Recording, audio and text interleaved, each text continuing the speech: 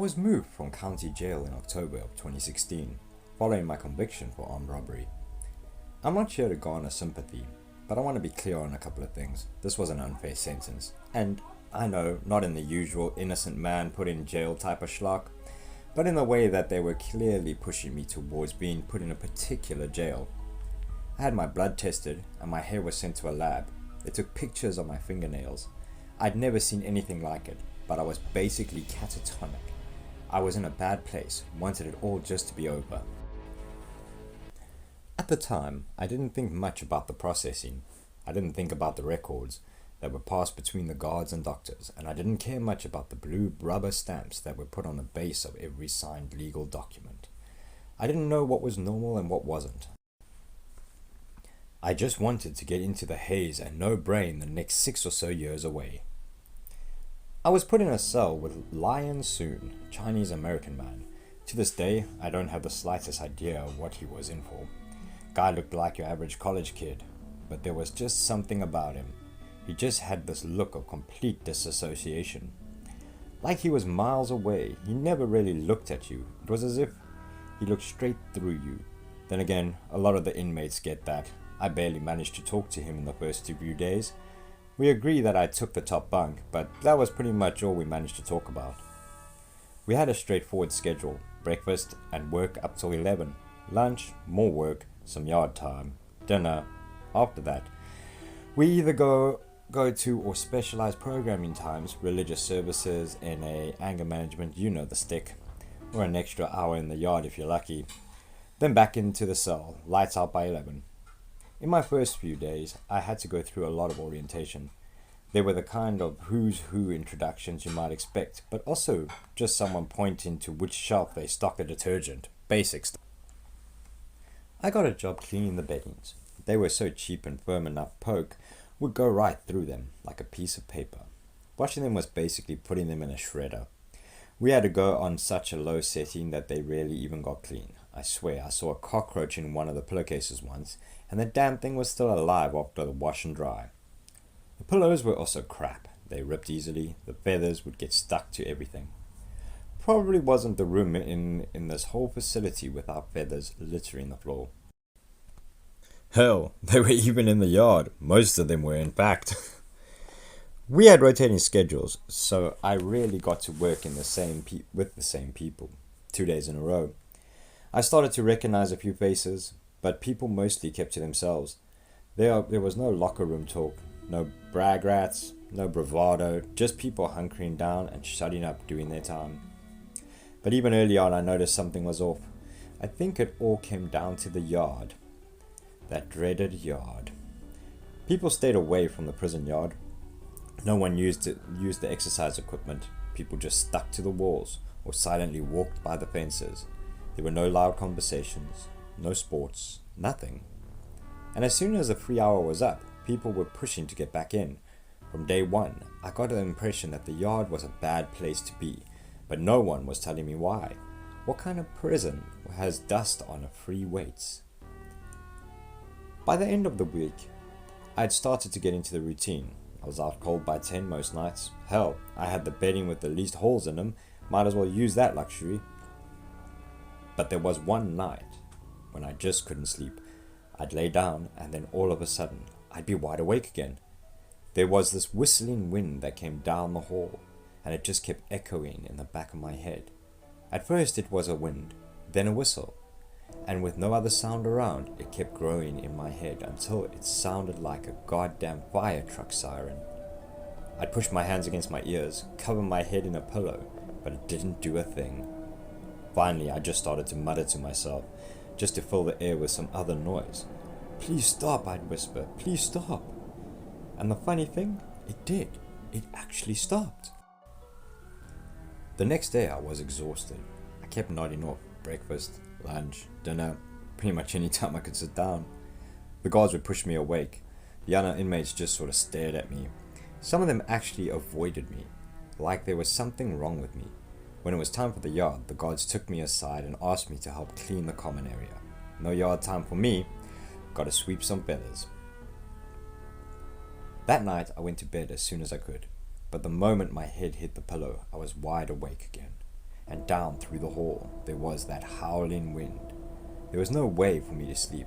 The sound just kept growing, and all my tiredness was just gone. Whispering don't work anymore. I had to speak out loud. Around midnight, I was still awake. I was just lying there, talking to myself, putting words to the random thoughts in the back of my head to keep my mind occupied. Anything to drown out the awful droning noise outside. I couldn't let it grow further. It was like trying to stop a ship from sinking, one bucket of water at a time. I don't have the slightest idea how Leon tolerated it. He just didn't say a word. Things just got worse. I couldn't sleep the entire night, so when it was time to get up, I could barely stand. I fell asleep brushing my teeth, dropping my toothbrush in the sink. I was so used to talking to myself that by then it was just a blur whatever came to mind. I was sleeping deprived, exhausted, and just confused, and people were starting to take notice. There was this one guy, Marlon, who was about as new as I was, short, athletic guy who was just itching for a fight. I accidentally bumped into him in the lunch queue, and he went off on me, pushed me out of the line, bashed me over the face with a tray, and just started wailing on me. The guards were taking their sweet time, so I just had to take it, getting hit, punched, and kicked repeatedly. But I couldn't. There was just something in me that wanted to hurt this guy. I grabbed his shirt and looked him in the eyes. "You want to get whipped, Greenie?" I said. "You want us to whip you?" I don't know where the words came from. It was just the first thing that came to mind, and the sleep deprivation just forced it out of my mouth like a hiccup. What did you say?" he stammered. "I asked if you little Greenie wanted a whipping." He backed off. His jaw went slack as he just stared at me, unblinking. Just as I found the words out of nowhere, he'd lost them. His eyes teared up as he backed himself up against the wall. The prison guards came up to restrain us, and I could see all the fight had run out of him. "See you out in the orchard, Greenie," I added. "Whip, whip." Marlon broke down. He screamed, tears running out of his eyes. He dropped to the floor, and the guards had to carry him out. I thought I'd feel good after that, but the way everyone was staring at me made me feel like a museum exhibit. I had this thickening, wide smile painted on my face, but it wasn't mine. None of this was me. I was losing control, and it scared the hell out of me. I was a mere puppet. That night, I didn't even bother trying to sleep. I knew as soon as I'd laid down to try, I'd just be wide awake again. Instead, I tried sleeping on my feet, or sitting on the floor. This time, Leon couldn't ignore me. He sat up on his bed, looking at me instead of through me. "You want something?" he asked. "You itching?" "Nah," I said, shaking my head. "Just broken. Something's not right." "You're phobic? Trouble with the walls?" "Maybe. I don't know. I can't sleep." "Looks like you sleep all the time, just not in here." "Yeah," I sighed. "Yeah, that sounds about right." "They stamp you when you get here? You got any stamps?" Some, yeah, blue ones." "Everyone gets the blue ones. What shape?" Don't know," I shrugged. Leon took a long look at me. In those few dredging seconds, I could hear the wind outside growing louder, and I winced. I groaned to drown out the noise, but it was barely working. I might have screamed to keep it together for another night. "They got 2 stamps," he said. "A hand and a sunflower. You sure you don't know which one you got?" "Which did you get?" I asked. What do you mean?" "I got the hand," he said. "Most of us did." "No idea what it means. But the sunflowers are always a bit, pointed at me as to make a point. "Maladaptive. Private prisons," I chuckled. "Bullshit, all of it." Leon leaned back in his bed and closed his eyes. "Yeah," he sighed. "Sewing us into flowers and hands like a goddamn daycare. Probably good woodchuck and dolphin stamp too." Leon was out like a light, but as expected, I couldn't sleep. I paced back and forth, screaming into a pillow, and tried massaging my ears. The scratching noise sort of helped, but I still found myself restless. Finally, I got out of bed and pressed my head against the door. Maybe if I let the wind howl, it would take pity on me. Maybe it would get to a point where it'd either kill me or stop. I didn't care which, as long as something happened. But the strangest thing came to me as I pressed my head against the door. The sound became clearer, the wind softened to a whistle, and then a gentle hum. And more I tried to lean into it, to listen, the more beautiful it became. Right there, leaning against the door, I had the best sleep of my entire life. The next morning, Leon pulled me up as the guards did their rounds. I'd slept all through the night, and I felt amazing. But even then and there, at my best, I could hear a little piercing sound. That wind, that whisper, was still in the back of my mind, even now during daytime. But all I had to do was lean into it, to listen, and a wave of calm would wash over me. It worried me how easy it was. "You go through it?" Leon asked. "I'm getting there." I wasn't paying much attention during breakfast. I was zoned out listening to what had turned into a melody. Something was speaking to me, but not through words, through emotions and sensation. So it wasn't a word that warned me about Marlon creeping up on me with a sharpened toothbrush. It wasn't the guards or the other inmates. No, it was something in the back of my mind, screaming at me to hurt him. So I did. All I heard was laughter. There was this alien joy springing up in my chest, forcing me to my feet. I remember turning around and the world looking different. I felt 4 feet taller. I was looking into Marlon's eyes, but I didn't see him. I saw a teenage kid running through an orchard, hunted by his older brothers who wanted to beat him with a tire iron. Whip, whip. When I came to, I was still laughing. It wasn't my own laugh, and neither was the joy. The howling wind was finally quiet, but I felt like a stranger in my own body. I couldn't feel my limbs, and it took me seconds just to orientate myself, to remember my fingers, my feet, my eyes. Marlon was bleeding on the floor from a dozen wounds, deep bruising, broken bones, possibly brain damage from repeated hits to the side of the head, involuntary twitching like a fish out of water, his mouth opening and closing like me. He just couldn't find the words. It looked like I'd beaten him with a goddamn tire iron. I wasn't back to my cell without a word.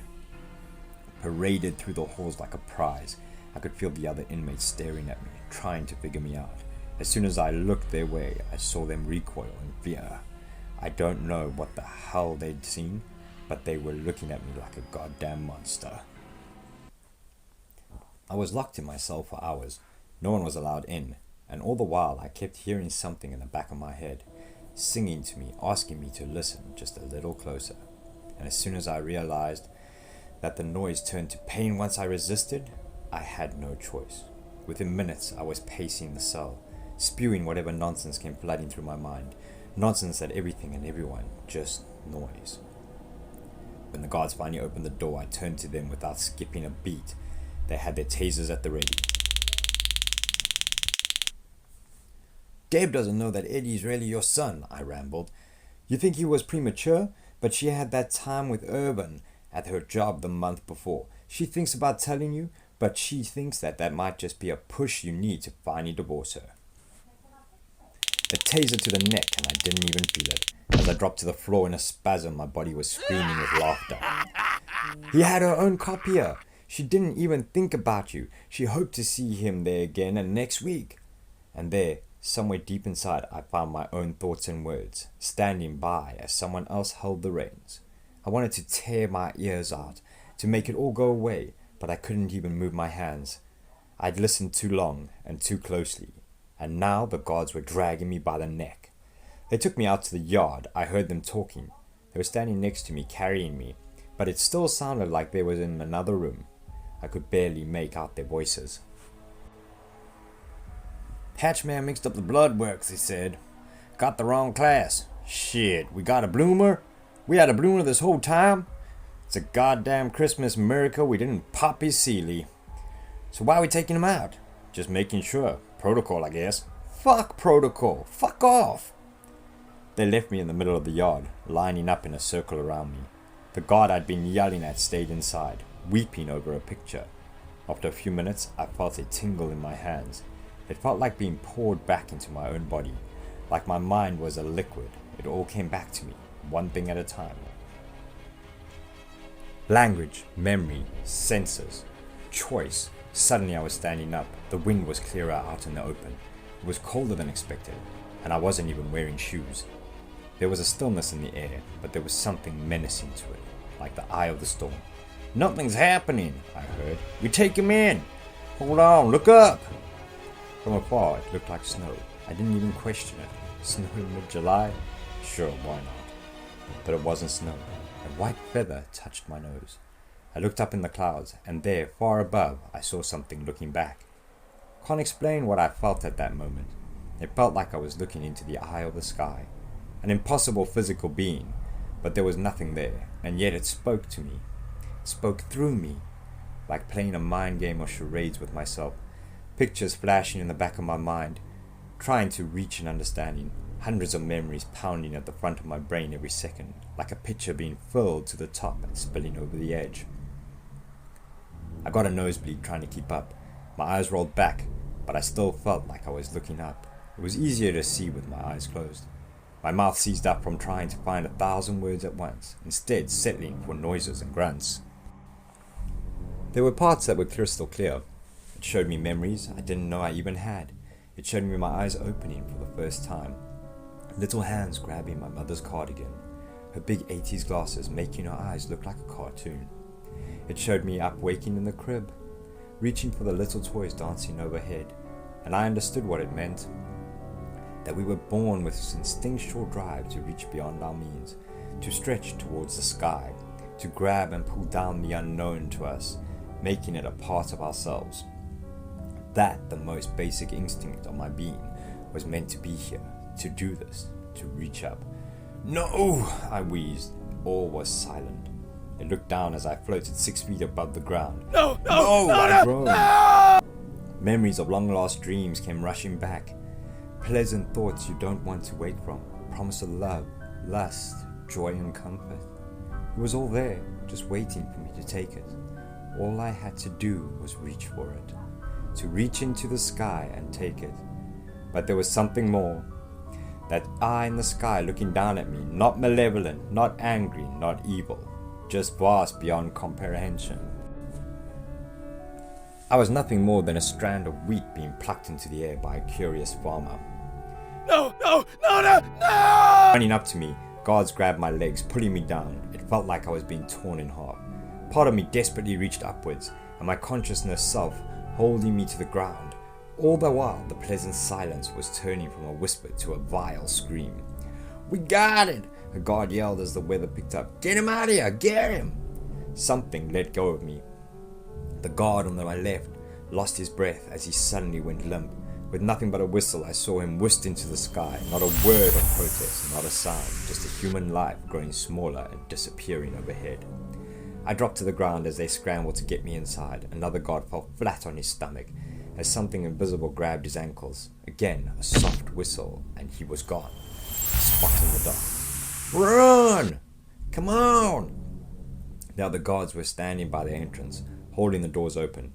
They were wavering at me, desperate for me to just run. But every part of me wanted to stay, to reach up, to touch the sky and go back to that place I was meant to be, to feel my mother's cardigan between my baby soft fingertips, and to look into the sky with no wonder of what could be.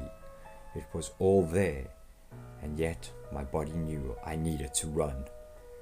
The moment I got inside, I heard thumping. Chunks of meat sprayed across the yard, fragments of bone getting stuck in the barbed wire, fabric torn into shreds. Whatever was up there was happy now, and howling wind was silent. We all just stood there. I could barely breathe. I'd been so close to surrendering, to give in to. Whatever was up there had no intention of caring for me. There was no love, no joy, no comfort. All it could promise me was a swift death at the best, or the life of a sleepless puppet. But for a moment we all just stood there. We weren't inmate and prison guard anymore. In that moment we were just people trying to understand ourselves. I got processed the next day. They double-checked my blood. Turns out they'd contaminated my result. Sloppy work from the esteemed people of Hatchet Biotech Mania. This time I saw them clearly stamp my papers. Blue ink in the shape of a little sunflower. I was taken out of state. They said it was a matter of security on account of getting into fights with Marlon. Apparently, he'd broken both legs and his shoulder. Still, I knew better. There wasn't a matter of security. This was about fixing a grave mistake. This prison had a purpose, but it wasn't part of what I needed to be. Instead, I did my time in a place with no wind, and now I'm out on parole. To this day, I get a shiver up my spine when I hear the whistling wind. I'm scared of my dreams, of my memories. I'm afraid there's still something in me that wants me to go back, to look up. My psychiatrist, Dr. Bogan, tells me that I've got an agoraphobic trauma to deal with. She says she has some kind of experimental treatment for it, but I don't know. Overexposure therapy sounds dangerous. But even now, I find myself suddenly waking in the middle of the night, my body talking to itself, telling truths I couldn't possibly know to an empty room. Sometimes not even in my own language, sometimes in no language at all. Every now and then, a white feather still lands on my shoulder, and I just know that looking up will be the end of me, or the start.